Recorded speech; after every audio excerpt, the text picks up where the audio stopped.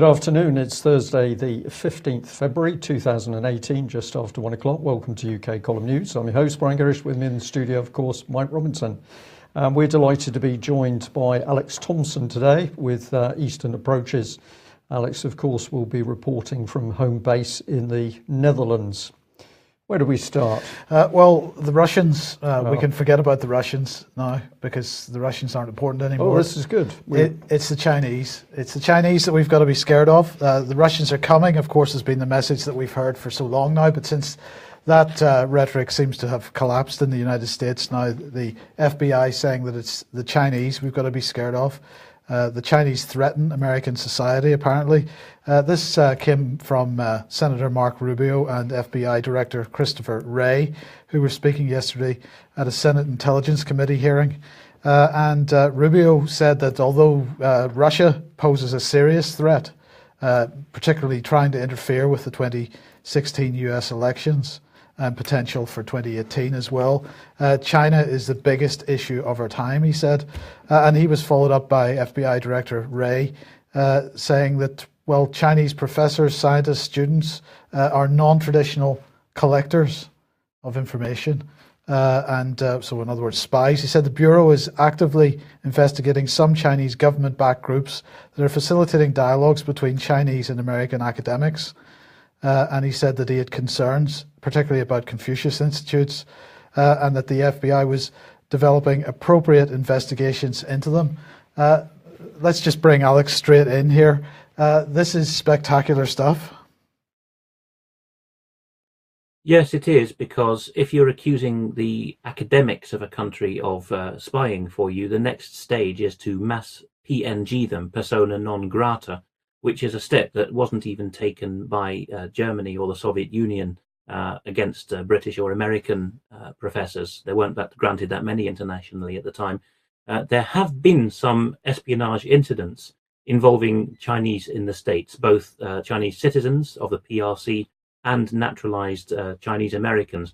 But the spies in question seem to have been working lower down in laboratories, and often when it came down to it, with the knowledge of Israel and certain US agencies as well. But that's not being talked about. What's being talked about is a hyped threat of Chinese PhD students and professors coming back with the goodies.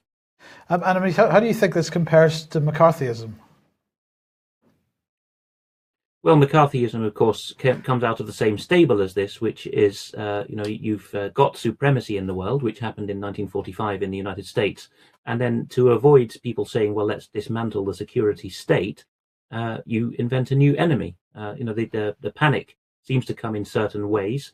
It was a non-ethnic panic in the case of McCarthyism, although at times it bordered on sort of Slavophobia and Germanophobia in the States. But this is really, a repeat of McCarthyism, combined with the idea that from the 1970s of the Yellow Peril. Alex, I just couldn't resist saying, I wonder whether the FBI are going to be having a look at Britain, because, of course, we've got full integration of some British universities are partnering with China. We even had the principal from Oxford and Cherwell Valley College, Sally Dickett, taking regular visits to China. We've had the suggestion that the Chinese should be brought in to help rebuild Britain's nuclear infrastructure. This is the type of thing that 25, 30 years ago would have been just considered impossible. So on one hand, we're pointing a finger at the Chinese saying they're a threat, and on the other hand, we're integrating our societies. How do you explain this?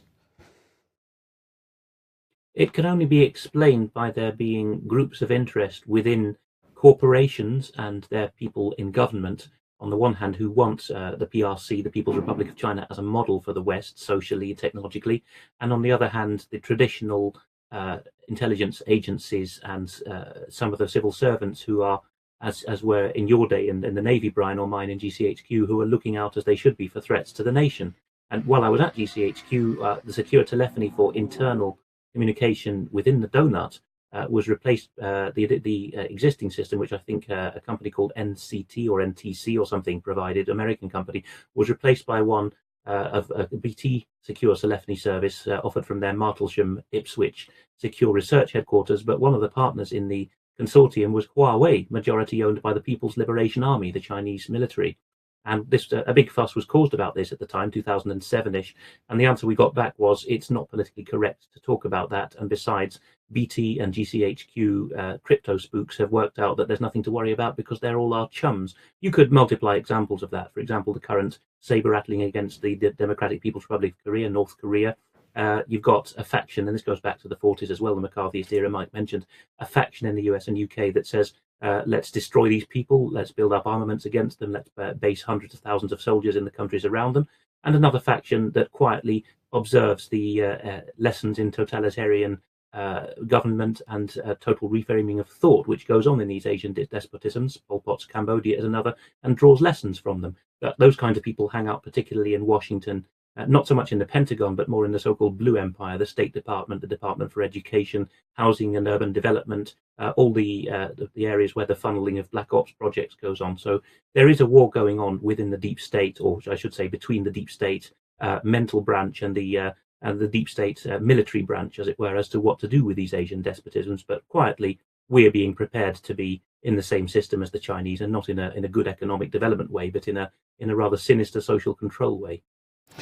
Well, the rhetoric against Russia hasn't died down on this side of the Atlantic, at least. They may have lost their anti-Russian campaign in the States and attempting to replace it with an anti-Chinese one, but here it continues. So Foreign Office Minister Lord Ahmed, who has attributed the NotPetya cyber attack to the Russian government, this decision to publicly attribute the incident underlines, according to them, the fact that the UK and its allies will not tolerate malicious cyber activity. Now, this statement has come out on the day that the NATO defence ministers meeting continues, and cyber attacks and cyber defence being the key talking point for today's defence ministers meeting in Brussels.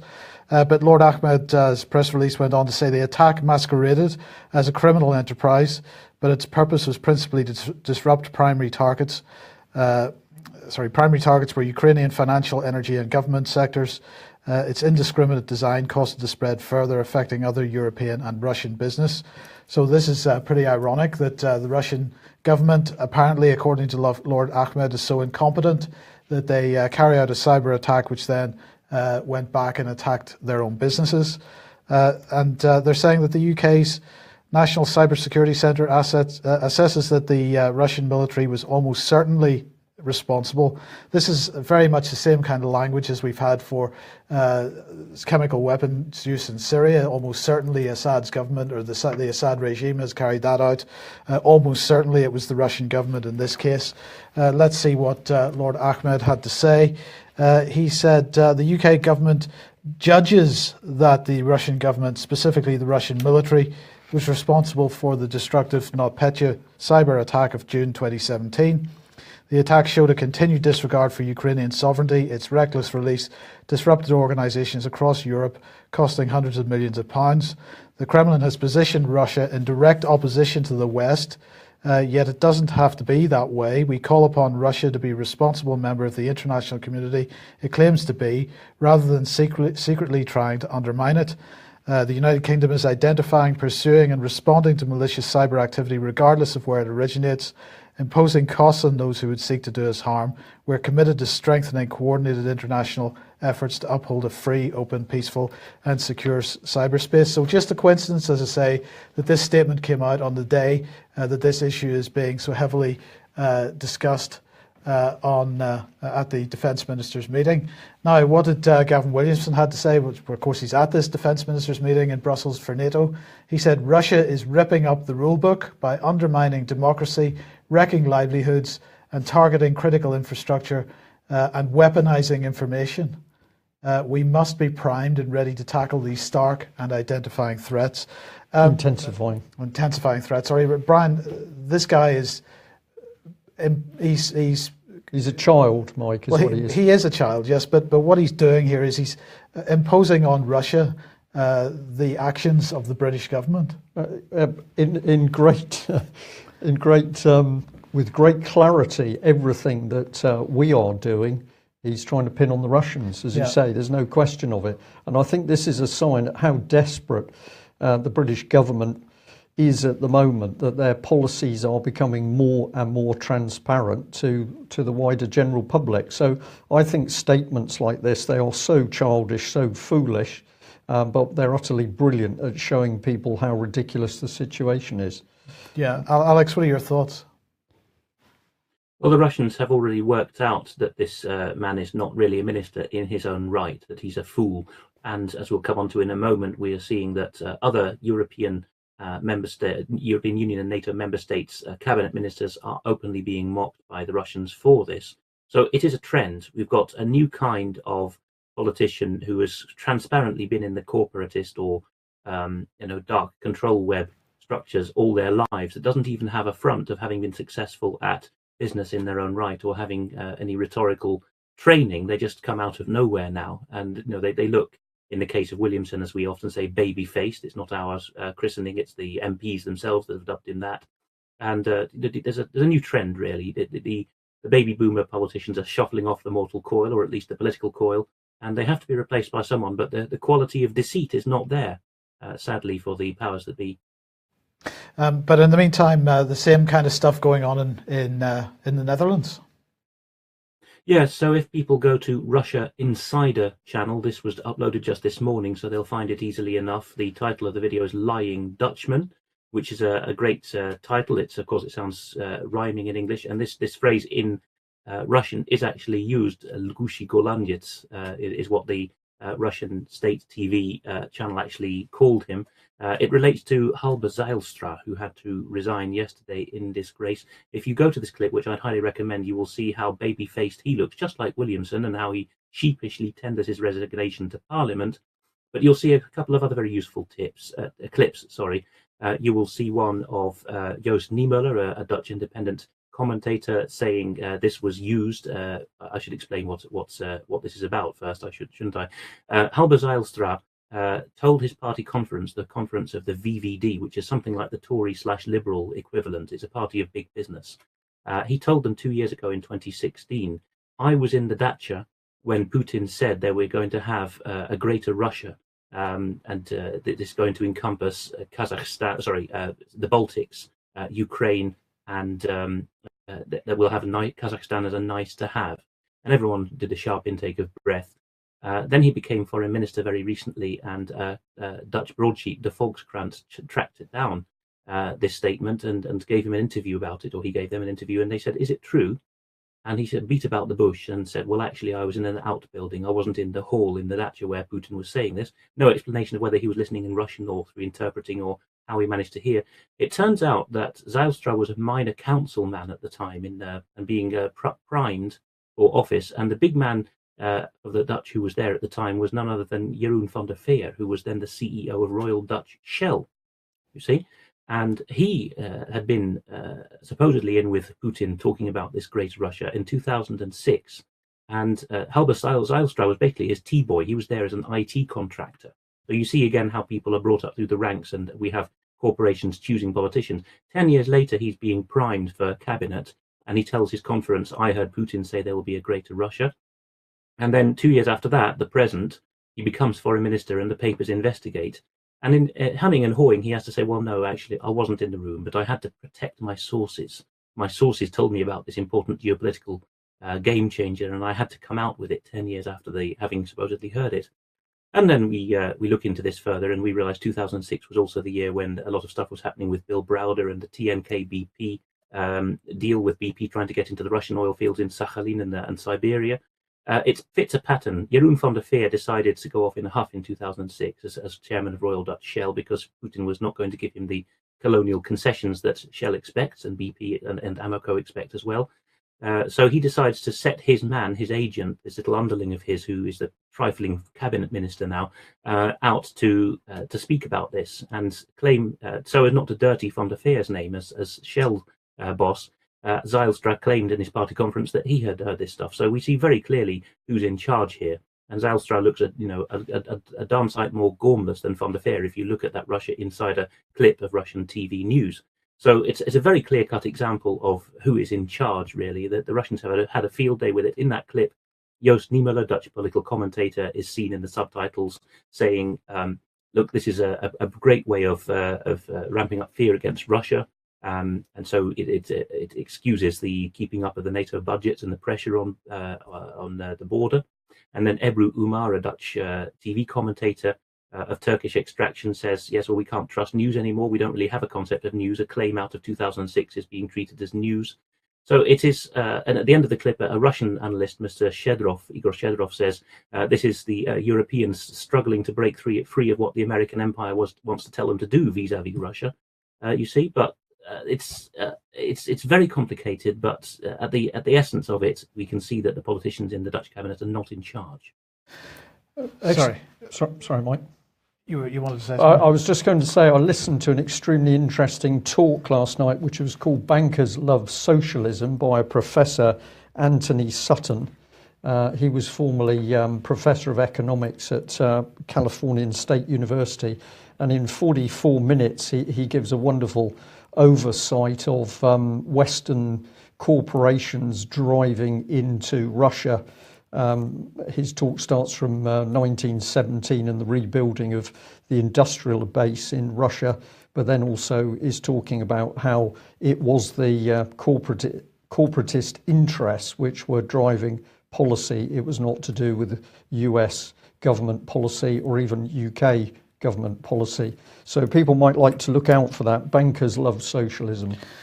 But Alex, the Justice Minister as well, ready to leave? Yes, and this one I'll keep more brief because that was such a scandal I had to go on about it at length. But this one is showing that it's not just one party in the Dutch cabinet that's a problem, because this chap who looks like a bouncer is actually an employment law expert who's the Justice Minister in the cabinet, and not at all nepotistic. He's the son of a former finance minister.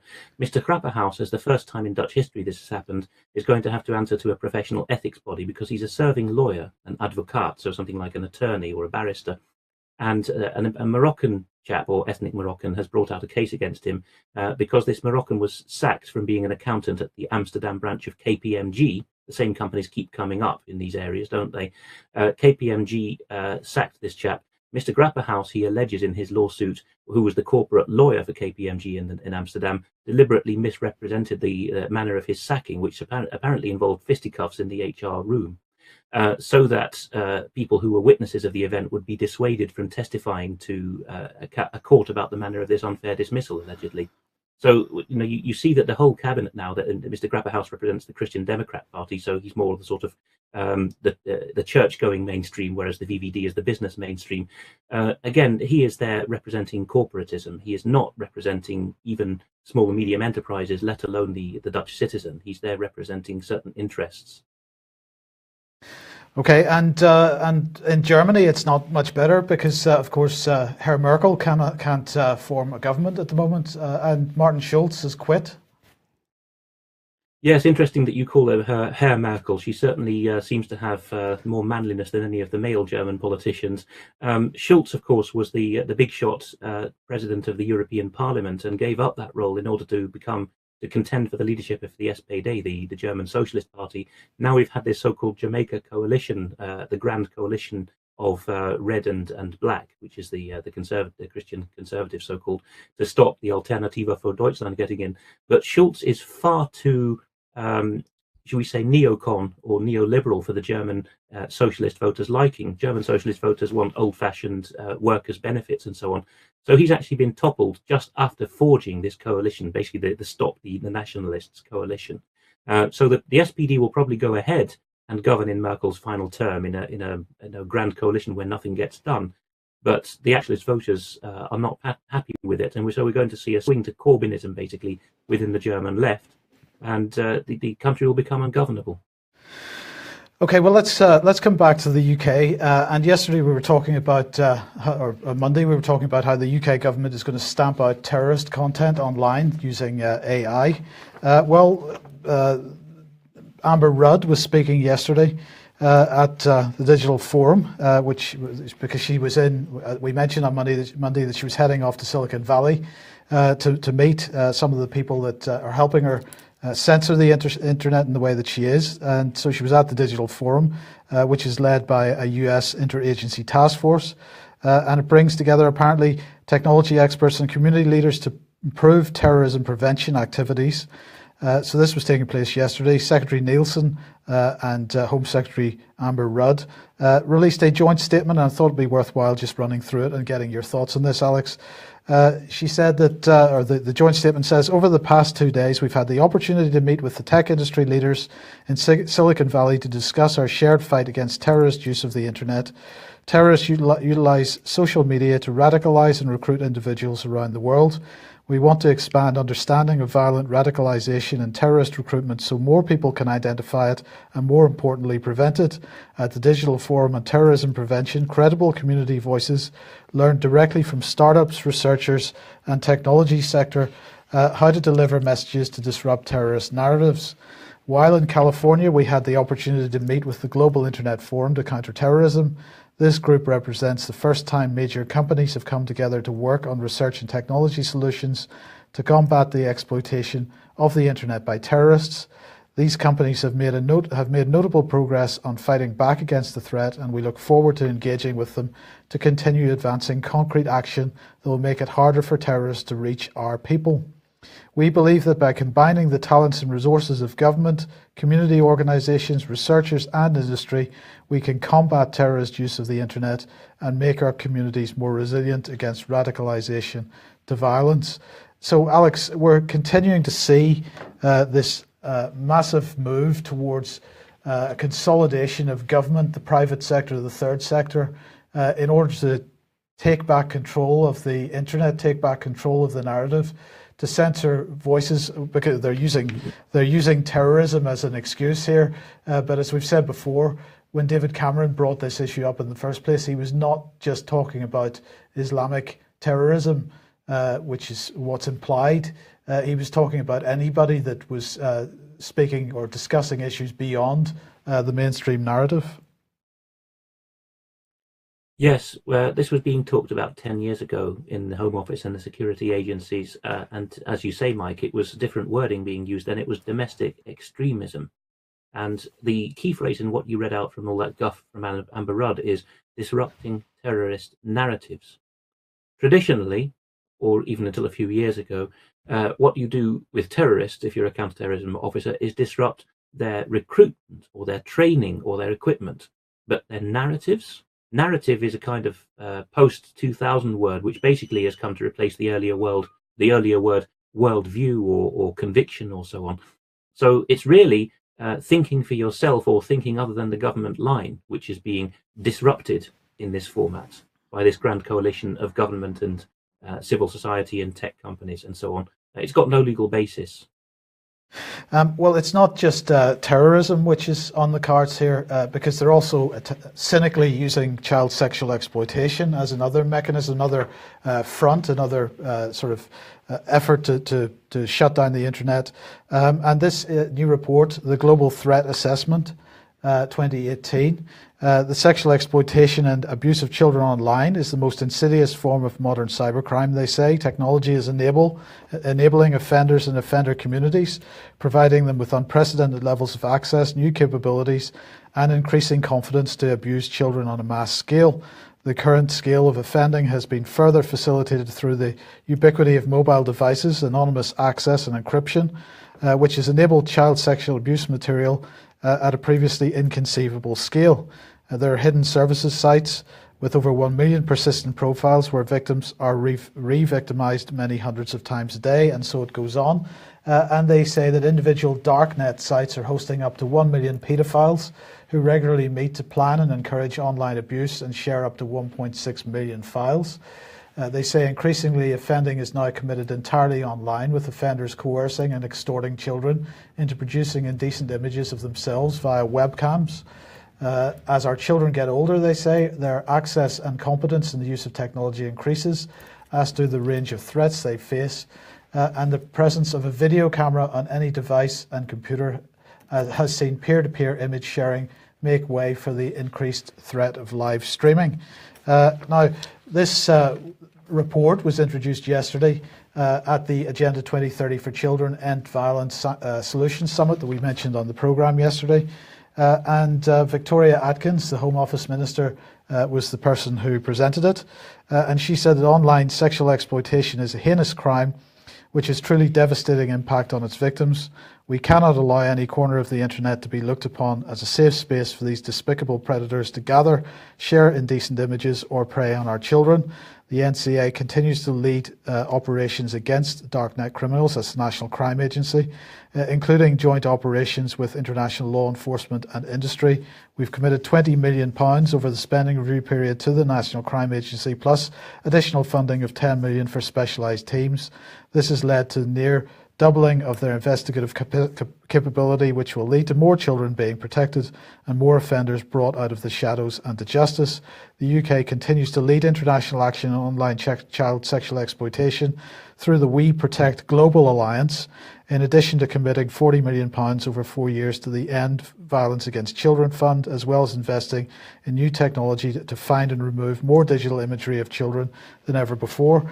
Now, to be honest, if for 1 second the British government had displayed any interest in dealing with the issue of child sexual exploitation, of people trafficking, of child abuse, if they'd started looking at themselves and the third sector, we wouldn't be seeing the types of stories over Oxfam and other charities coming out, that we wouldn't be seeing the continuing protests from survivors of child abuse, some of which have been survivors at the hands of politicians themselves. Yeah. We wouldn't be seeing the continuing cover-up of Edward Heath, for example.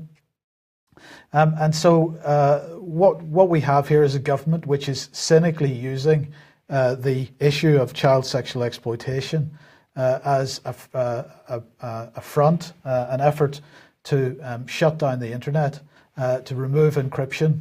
For example, this is a thread that's been going through the government narrative for some time now, to remove encryption from ordinary people. And it just is a hugely cynical approach. Yeah, couldn't agree more, Mike. And we could go in, well, we will go in a bit deeper. Let's follow through with this headline that's come up from the Mail. Charity fronted by former Labour Foreign Secretary David Miliband hushed up 37 allegations of fraud, sex abuse and bribery. So we've got more of this coming to the surface, Mike. And I'm a bit puzzled by the main headline there, because they talk about International Rescue Committee, his charity, getting $5 million from the taxpayer, but the British government gave them $96 million in the year up to September 16, $76 million to September 15. So these are big sums of money. The Mail pointed out, that here was Miliband on a salary of £407,000 a year for 37.5 hours a week. I've called him a sponger. I think that's exactly right. But the Mail was on his case soon after he moved, and here they are saying a staff of 12,000 and a salary of £300,000 on the Aid gravy train. Well, it's not just an Aid gravy train, because we're now seeing that all sorts of things have been going on. Abuse, prostitutes, abuse of children is clearly there. I'm not saying in this particular case, because the evidence hasn't come to the surface yet, but we are seeing this breaking surface now across the charity sector. And what's the government doing? They're not interested in the damage to the children or the young people who've been hurt. This is being used, as you say, for a clampdown. But what the papers don't remind people, of course, is that if we're talking international rescue, George Soros is there. He tries to label this as all good works. Our collective failure to develop and implement effective policies to handle the increased flow of migrants has contributed greatly to human misery. And I'm going to put in $500 million in order to help this. And the key bit is that he was prepared to do this by working with international rescue. So here we are, adding that he plans to work with organisations like the Office of the United Nations High Commissioner for Refugees and the International Rescue Committee to create principles that will guide his investments. So billionaire, this man is clearly working as a subversive. And if we put just some of the press headlines, there we've got the little girl starring in the International Rescue main page. We've got Mr. Miliband. Here we've got Soros. This is This is a paper from the Middle East warning that he's into overturning societies. Here he is putting his money in. We've got another headline here from Economic Policy Journal warning about what he's doing in societies. We've got the New Straits Times warning about what he's doing. And of course, we shouldn't forget that his name is fully in the picture with Tony Blair when we're talking about rendition flights and torture. But if you want the details of what's going on around international rescue, go to the UK Column website, look for this article, the International Rescue Committee, a Trojan horse of the globalists, and you can see in detail what's been going on. This was Soros on the far right of that inset picture, receiving an award from International Rescue. I'll also direct people to Free Nations. So this is Rodney Atkinson, has put out a very, very good article really exposing what these huge, powerful international charities are, what they're really up to. And significantly, in that second paragraph, he says, I've already reported on this site in the article, The First Marxist Conservative Government in History, how leading Labour figures were prominent in the National Council of Civil Liberties, which affiliated the Paedophile Information Exchange, and how the German MEP Daniel Cohn-Bendit and the German Green Party were advocates of sexual relations with children. So this is the heart of it. We've got these immensely powerful organisations and their backers involved in muck, but also we constantly see evidence coming to the surface about the abuse of children. Meanwhile, Britain's Prime Minister, although she stood on the international stage there in October 2014 and said, we are going to have an investigation into the abuse of children, absolutely nothing has happened to date. In fact, I can tell our audience today, I know that another important witness has pulled out because they don't think that the investigation is trustworthy. And remind ourselves, of course, that in the press over recent months, we've had the Ted Heath abuse evidence coming out from Wiltshire Police, that very brave Chief Constable Mike Veal. We've had the likes of Harriet Harman, who was linked through to the National Council for Civil Liberties, which protected the Paedophile Information Exchange and Paedophile Action for Liberty. So British politicians far too close to those who think that abusing children is acceptable. And then, of course, we've got the likes of Tim Fortescue, Tory whip, admitting on camera that when MPs have been involved with abusing small boys, it was the Tory whips that fixed it. And on it goes. The Mail here running a story about Nick the Fantasist, but the police having to admit that they lost this man's testimony about abuse by Edward Heath. And then when we get close to the investigation itself, we find it's locked in with NSPCC, and many abuse victims simply laugh when we mention that organisation, saying to us, and what makes you think the paedophiles aren't working in that organisation? So if we sum it up, we've recently had that very brave Detective Constable John Wedger blowing the whistle on the cover-up of child abuse in Westminster and amongst the establishment political circles. We've got Theresa May, who claims that she's a child abuse campaigner, but she's very happy working for a party which openly admits it covers up for child abusers. Pretty sick stuff, really. Right, a quick advertisement. Alex, you will be speaking at AV9. I will, and the last segment that Brian has put together is a good example of why, because every time he mentioned a name or an institution there, that sparked so many thoughts now in my mind, and no doubt in Brian's, about all the other connections we know about, and put them in order, whose motives lie where. So this is going to be at a place near Milton Keynes, Horwood House, I think is the name of the venue, and I'm very glad to have been invited by Ian Crane to talk, and I thought I would give, basically, as is my wont, a historic view, but not a dusty one, hopefully a live and thematic one, about the nature of evil and how you'll find it within all religions, philosophies, and especially technological settings. So I'm going to try to demonstrate the cyclical nature of evil and how we've been here before, because there is nothing new under the sun. And that's the first weekend of May. And more details can be found at alternativeview.co.uk. So do get along to that if you possibly can. Now, I just wanted to jump on the let's boycott Google bandwagon for a second, because this is just another infringement of civil liberties, in my opinion, in a sense, because Google has been promoting this technology that they've developed for making mobile browsing the web on mobile devices more efficient. It's a subset of HTML, basically, which is the language that drives the internet, at least drives the World Wide Web, rather. But they want to bring this now to email as well, and I'm pretty cynical about why they want to do that. Now, they say in their press release here that for the past few years we've worked to make mobile pages load faster through an open source framework called Accelerated Mobile Pages. AMP started as an effort to help publishers, but its capabilities have expanded over time. It's now one of the best ways to build rich web pages. With this came the opportunity to modernize one of the most popular places where people spend their time, email. So, first of all, of course, this has nothing to do with Google wanting to help other people produce more engaging web pages. This is all about Google's efforts to get other people to buy into their proprietary systems. They're saying that it's open source, but nonetheless, they're encouraging people to use it because it helps them deliver ads and to track people's activity. It's been bad enough that the level of tracking and the level of ad delivery on the World Wide Web, but now they want to bring it into our email boxes as well.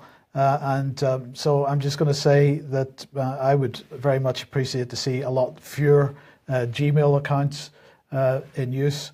I would like to see a lot more boycotting of Google because they're getting too big, too powerful, and there are lots of other people providing an equally good service that could do with some support.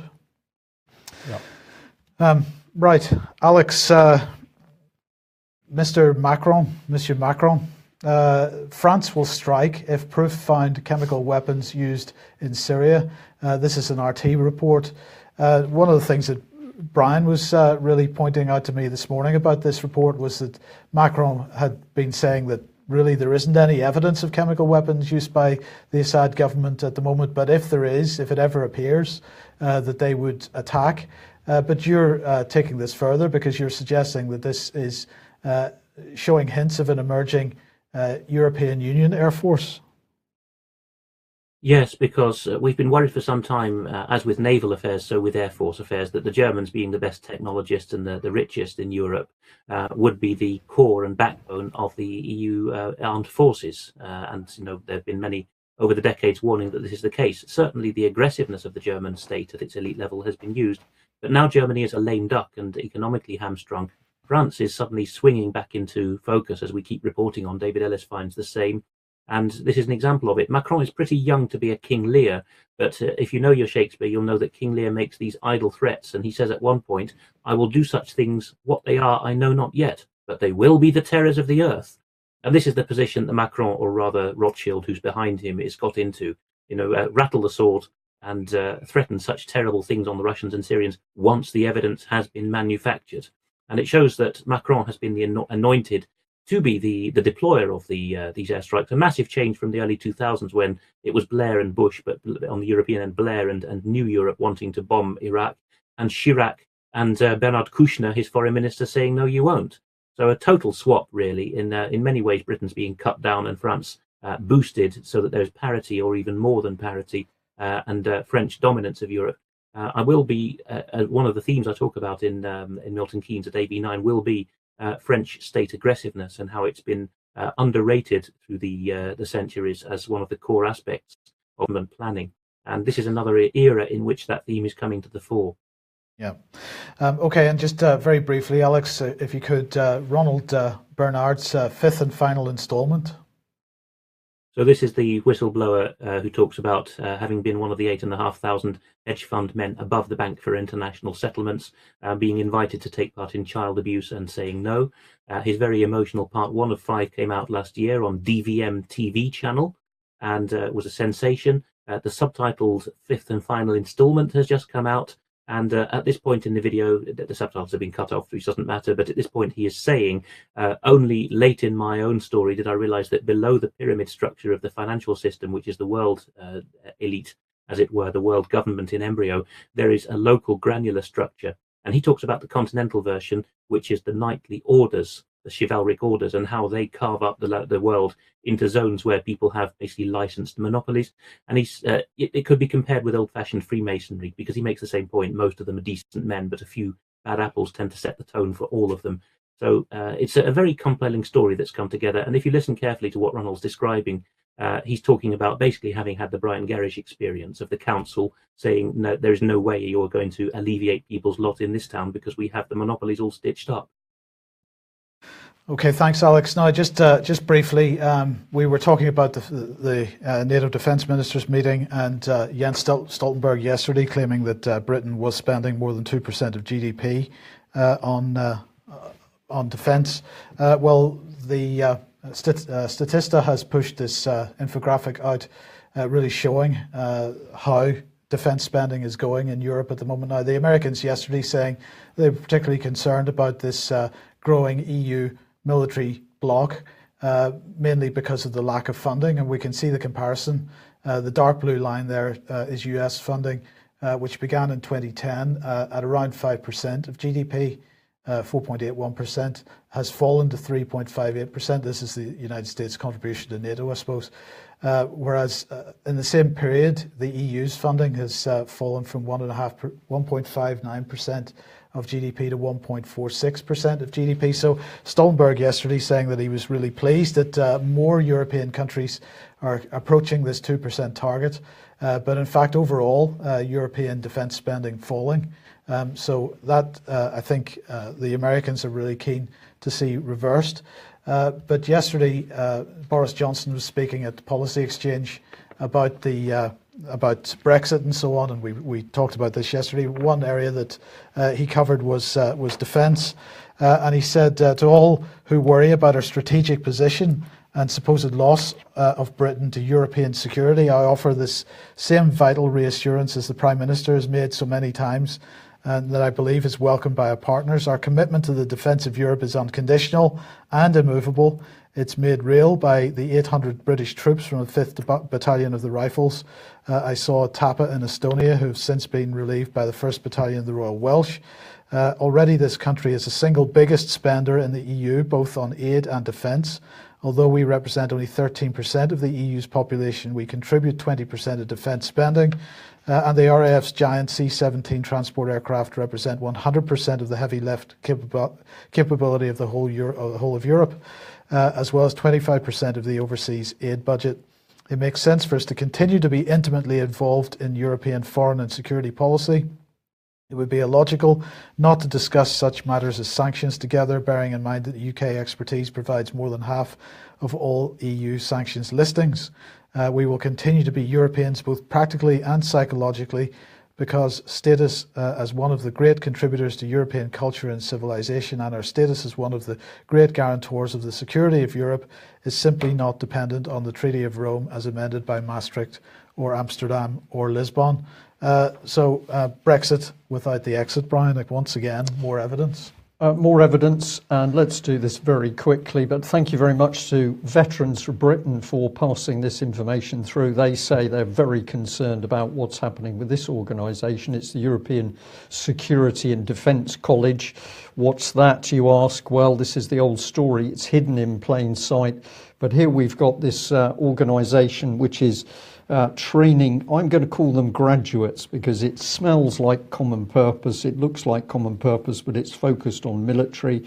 It follows an inclusive approach, inviting civilian, police, military and diplomatic staff to its courses and ensuring that training groups are balanced. That means mixed, they're all together. And there it is, it's got 14,000 alumni now. A 12-year success story, and what Veterans for Britain is saying is that the tentacles of this organisation throughout Europe, but of course they are buried into the UK as well, and this is part of the structure for EU military unification. This is one of their own graphics showing the number of organisations involved. CEOPS is in there, so it comes right down to what's happening with children. They're running exchange military programs where young officers are being mixed. And if we have a look at their training program, September 2017 to February 2018, well, it didn't take long before we found this, but here is training taking place in UK. And it's Common Security and Defence Policy Orientation course, Common Security and Defence Policy High Level course. So this is absolute EU military unification. This is integration. EU military unification, and of course it's happening by the back door. Theresa May, I'm going to say, lying through her teeth that she's creating Brexit, but behind the scenes, British military still being fully integrated into this EU military system. Just a final comment from you, Alex. Again, in this documentation, we hear of the merging of civilian and military institutions, and this, as I've pointed out before, has been a common thread right through NATO and EU announcements pretty much since 2015 with the European Defence Agency conference, when Jens Stoltenberg and Federica Mogherini were talking about this. But it's a pretty dangerous direction to be heading in. It is, because we have a unique position in common law that we are policed by consent, and that the police are simply us in a professional paid capacity. Anywhere on the continent, people have an automatic reflex to think of the police as the government, which is why they will set them on fire during protests in countries like France without a second thought. Even in calmer countries like Sweden, if things get out of hand, the police get rocket-propelled grenades heading their way, because it's them and us in that situation. Even here in the peaceful Netherlands, people, the automatic language they talk about with police officers, the not just the gendarme equivalent, the ME, but the regular pistol armed policeman, that is an agent of the state and I must obey his orders. This is the thinking people have. It is totally unique in the common law that we have policemen who are us, as it were. Okay, they wear a uniform, but they stand in the same relation to the law as we do, and to the government as we do. And that is what was begun to be undermined half a century ago under Gerald Gardiner, the Attorney General for England and Wales, with the Home Office issuing directives to the constabularies, and that is now reaching fulfilment. It is essential for the European Union and the world government project that there is no distinction between the military terrorising other people and police terrorising your own people. They have to be freely interchangeable. And once that happens, you can recruit so-called soldiers from Asia, Africa, wherever, and they will also be deployable as policemen.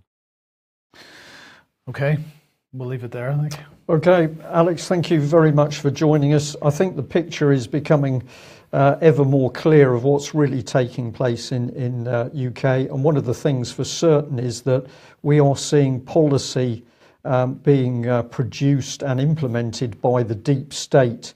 Is this Britain in the sense of British people following this policy or implementing this policy? I think the answer to that has got to be no. These are special individuals who are hidden inside the deep state itself. And of course, if we want to root them out, we should start following the money trail, because they can't do anything to implement their policies without considerable financial backing. We'll leave it there. Thanks very much for joining us. If you're not already a subscriber for UK Column, please consider taking out a subscription or making a donation, or both, because we can only do what we do with your financial support. Thanks very much for joining us. Bye-bye. Bye-bye.